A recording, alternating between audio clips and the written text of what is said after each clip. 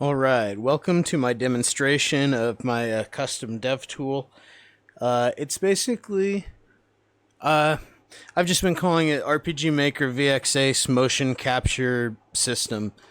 Uh, so, let's just get into it. I've got a couple of NPC events on the map. They're totally blank aside from having a graphic. Nothing really special about them. So the way this thing works is you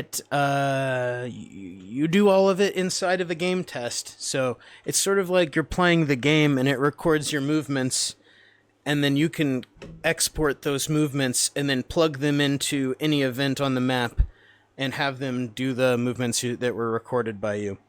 It's pretty cool stuff. So we're just gonna start on this new map here I made. We're just gonna have this little girl interact with this old lady, and for the context of this scene, this kid is asking for a book from this old lady who's the librarian. She's going to go back here, look for it, find it, come back, and the kid's going to walk away and read it, and then come back, so that way it just loops over and over again. If you don't want it to loop and you just want the NPC to stay there, pretty sure just setting up a self switch kills that function. Honestly, I've just mostly been using this for autonomous movements. I haven't messed around too many times with the cutscenes, but whenever I ever built custom cutscenes before, that's the way I did it. This is just an easier way to do it. Anyhow, I'm talking too much. Let's just start doing it. So keep your eye on this little icon here, this little amulet. It signifies that the recorder is off. When we hit F5, it turns the recorder on, sort of like a little video camera. Now, across the bottom, each movement we make is going to be, it's going to tell you what movement we made with the character sprite we're controlling across here, like a timeline. So the first thing we're going to do is snap over to the little girl event, and we're going to make her do her first movements. So we're going to start out with waiting for 30 frames. That's just the default amount of frames I have it set. You can change it on your own. It's just a nice short amount that I found it works pretty good. But anyway, so we're going to have her wait 30 frames and then say, dot, dot, dot. This signifies that this NPC is having a conversation. Dot, dot, dot. And then we're going to snap it over, again, hitting the tab key to snap it over to this event. Have her wait 30 frames. Have her say dot, dot, dot. And then we're going to have the character walk away. Now you see this trail. Each NPC has got its own unique trail color. This is just to keep track of where others have moved and stuff while you're working on it. It's just, just for your sanity. You can keep track of things so things don't bump into each other and whatnot. But anyway, she's going to walk up to this, wait 30 frames, walk over here, look up,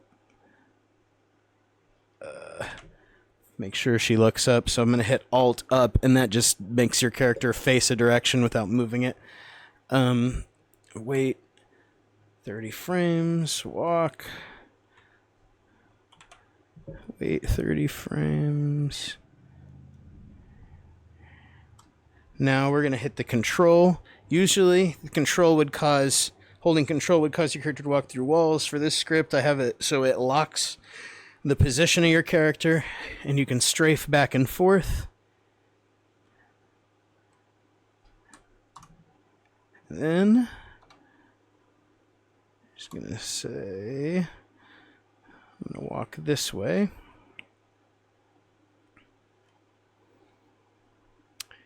It also, this little trail helps you keep track of your start and end point.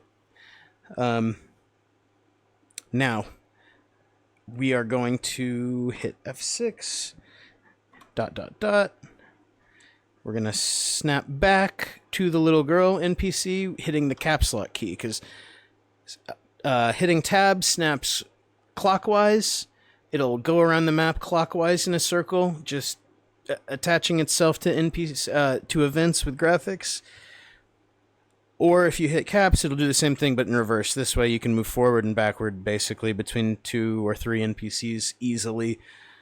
And you never feel like, oh crap, I just went too far. Now I gotta go through that cycle again. You can just basically go, nah, I'll go back. Anyway, quality of life stuff. Anyhow, we're back on the little girl event. She's just standing there. We're gonna have her wait. Gonna have her be excited. And we're gonna say, wait. And then walk forward. And then jump. Because kids are always doing some extra stuff like that.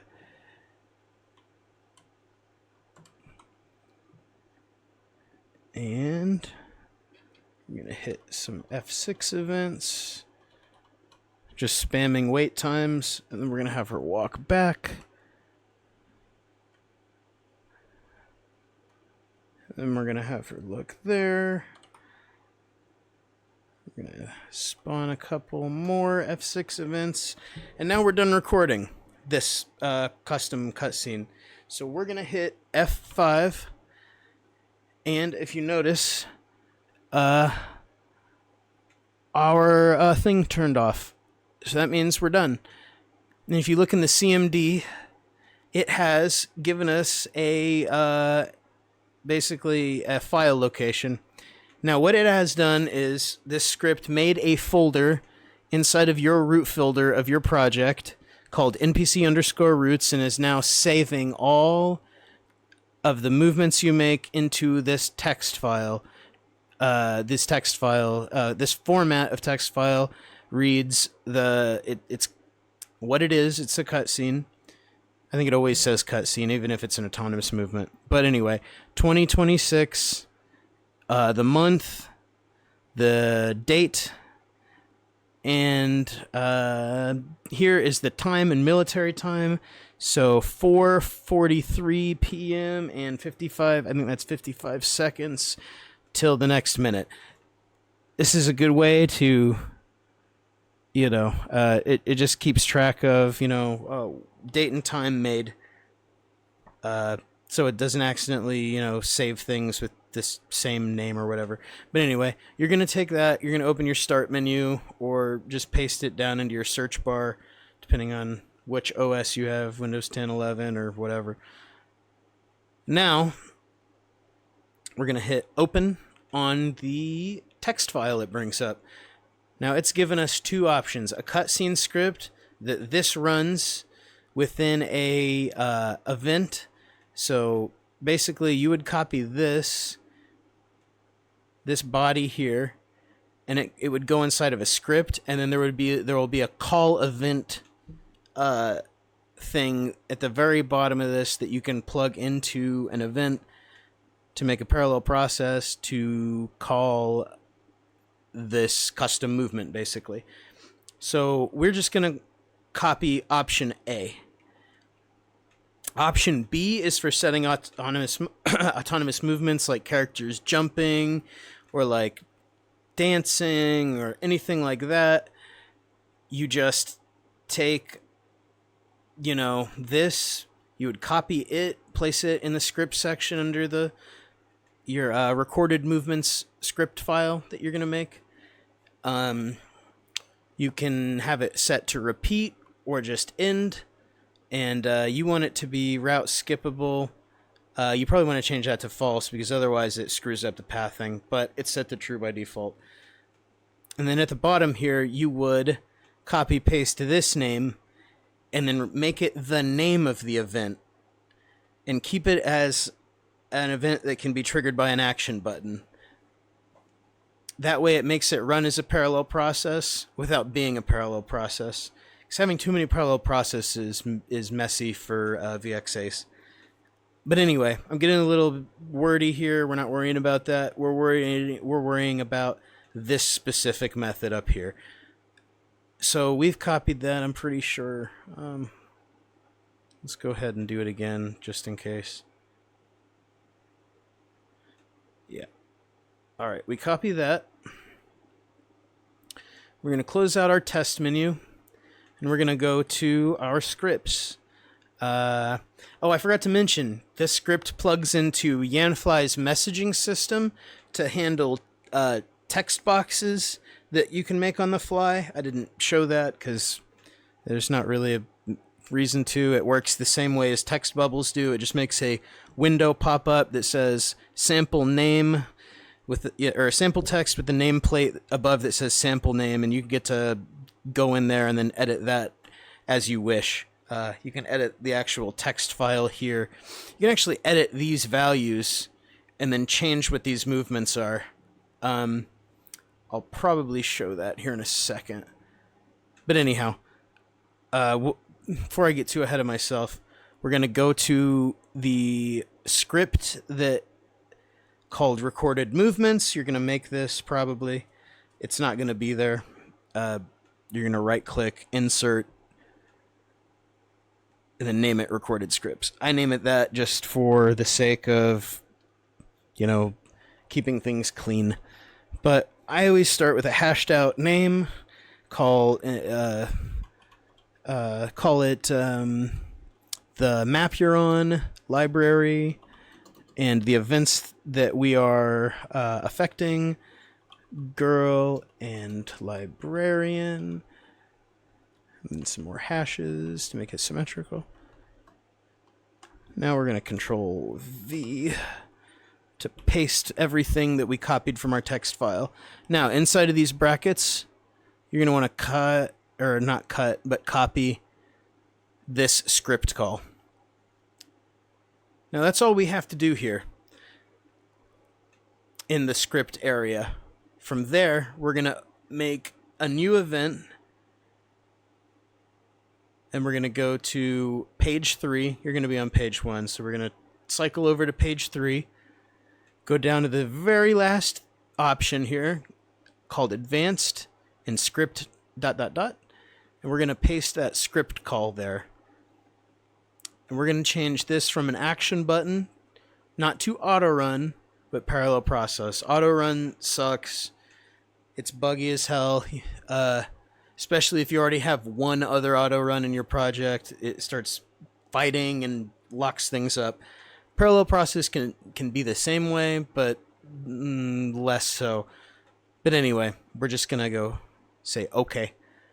Now, all we have to do is load up back into the game test thing. We hit new game, and we just watch our cutscene we've made. Now, we can move our character around. Generally, you'd probably want this to be triggered by a tile you step on, and then it makes your character fade off, transport to a new map, and then carry out the script there. If it's a cutscene for, story reasons. I was talking, and we didn't even see the old lady do her animation. But anyway, you get the idea. This will loop back over here in a sec. Now, the cool thing is while this is playing, you can come in here and edit a different script, or a different event. So let's make this guy there. This guy here. Let's make him just be scanning these books. So we're going to hold Control.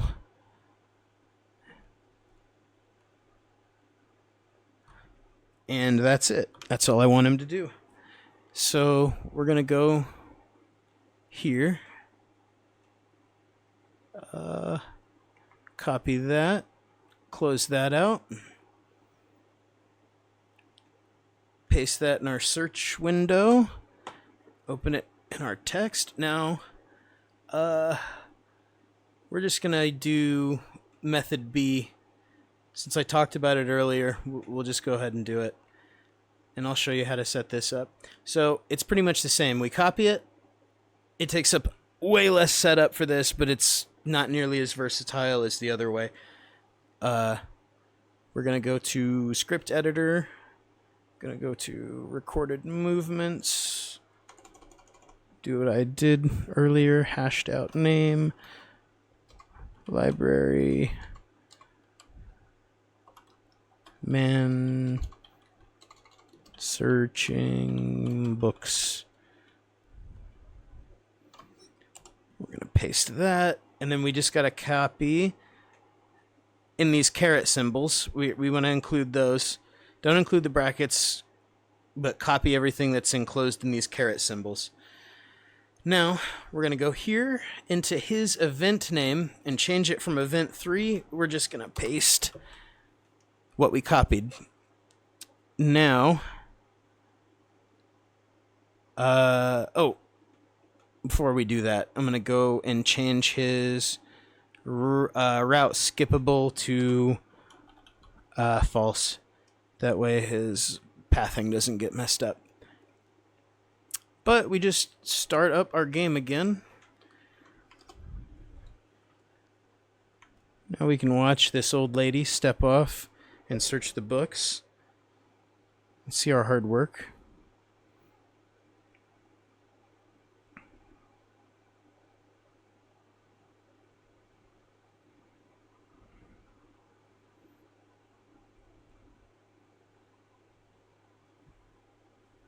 Perfect. Got it. It's beautiful, man. I love just seeing my hard work pay off. All right, anyway. Yeah, and now this man.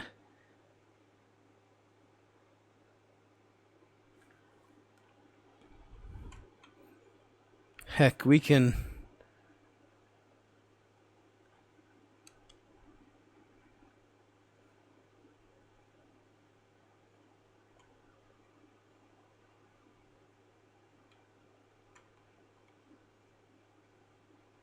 we could even add an event here. Sorry, I was like pausing for like 20 seconds. But you know what? Nah, I don't think we're going to. Doing these 2 events covered basically everything. Now you can imagine how complex you can make this. You could have 4 or 5 NPCs talking to each other, doing all kinds of different things, saying different things, emoting. You can even change this jump function. This jump here, you can change that to just up in the air. You would just change the value from 0, 2 to 0, 0. So, I mean, to me, I've never seen anything like this. It's gotta be, it's a lot of time spent on it, and I don't know. Let me know if you're interested. I'm thinking about making a stripped back version to give out for free with a demo so people can use it. And then if they want some of the more premium functions, I don't know, I was thinking about charging like I was thinking $5, but that sounds like kind of steep for like an old engine as old as VxAce. I might just do it like $2 or $1. Excuse me. Not too sure. Well, anyway, long video. Really long video. I hope you guys enjoy it. Yeah. Peace. Thank you for tuning in.